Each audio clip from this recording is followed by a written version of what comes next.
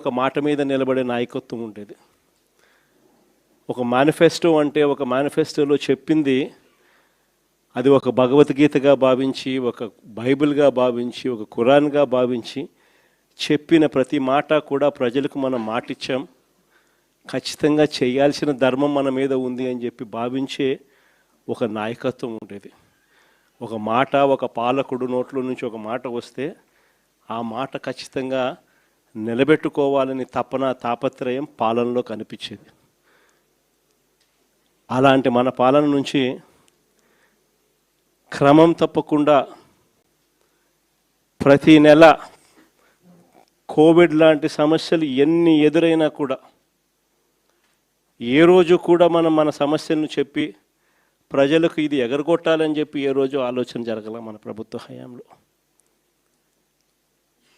ప్రతి హామీని కూడా ప్రభుత్వంగా మనకున్న సమస్యల కన్నా కూడా ప్రజలకు చేయాల్సిన మంచి ఇంకా చాలా అవసరము.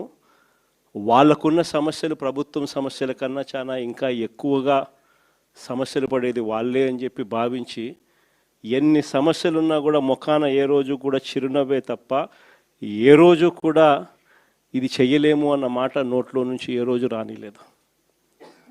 చిక్కటి చిరునవ్వుతోనే ఎన్ని సమస్యలున్నా కూడా ప్రజలకు చెప్పిన ప్రతి మాట కూడా చేయగలిగాము అని చెప్పి కూడా ఈరోజు కూడా సగర్వంగా తలెత్తుకుని చెప్పుకునే ప్రభుత్వం మనది. కానీ చంద్రబాబు నాయుడు గారు వచ్చిన తర్వాత ఈ 2 ఏళ్లలో గమనించింది ఏమిటి అని అంటే, మన పథకాలన్నీ ఓవైపున రద్దు చేసేసినాడు, మరోవైపున ఆయన చెప్పిన సూపర్ 6లని, సూపర్ 7లని ఏదైతే ప్రజలకు మభ్యపెడుతూ మోసం చేస్తూ చెప్పినాడో అవన్నీ కూడా ఈరోజు అబద్ధాలుగా తేలిపోయి ఉన్న పరిస్థితులు ఈరోజు మన కళ్ళ ఎదుటే కనిపిస్తూ ఉన్నాయి. సూపర్ 6 అన్నాడు, సూపర్ 7 అన్నాడు. ఎన్నికలప్పుడు అయితే మామూలుగా మాట్లాడాల. వాళ్ళు చేసిన ప్రచారాలు అయితేనేమి, వాళ్ళు ఇచ్చిన అడ్వర్టైజ్మెంట్లు అయితేనేమి, వాళ్ళు ఇచ్చిన టీవీలో యాడ్లు అయితేనేమి, ఇంటింటికి వెళ్ళి బాండ్ల రూపంలో ఇదిగోమ్మ చంద్రబాబు నాయుడు సంతకం పెట్టినాడు, ఇదిగోమ్మ పవన్ కళ్యాణ్ సంతకం పెట్టినాడు, ఇదిగోమ్మ ఇద్దరు కలిసి సంతకాలు పెట్టించిన బాండ్ డాక్యుమెంటు. మీ ఇంట్లో ఎంతమంది పిల్లలు ఉన్నారా, మీ ఇంట్లో ఎంతమంది మహిళలు ఉన్నారా, మీ ఇంట్లో ఎంతమంది రైతులు ఉన్నారా, అందరికీ కూడా ఇదిగోమ్మ మీకు ఇంతింత రావాలి, ఇంతింత రావాలి, ఇంతింత రావాలి, ఇదిగో బాండు అని చెప్పి ఏకంగా ప్రతి ఇంటికి వెళ్ళి కూడా వీళ్ళు ఇచ్చిన బాండ్లు. సూపర్ 6 అని, సూపర్ 7 అని వీళ్ళు చేసిన మోసాలు ఇట్లా కూడా కాదు.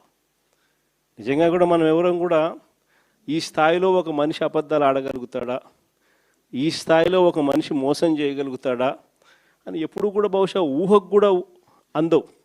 ఎందుకంటే మామూలుగా ఇట్లాంటి అబద్ధాలు, ఇట్లాంటి మోసాలు ఎవరైనా చేస్తే 420 అని చెప్పి కేసు పెట్టి జైల్లో పెడతారు. కానీ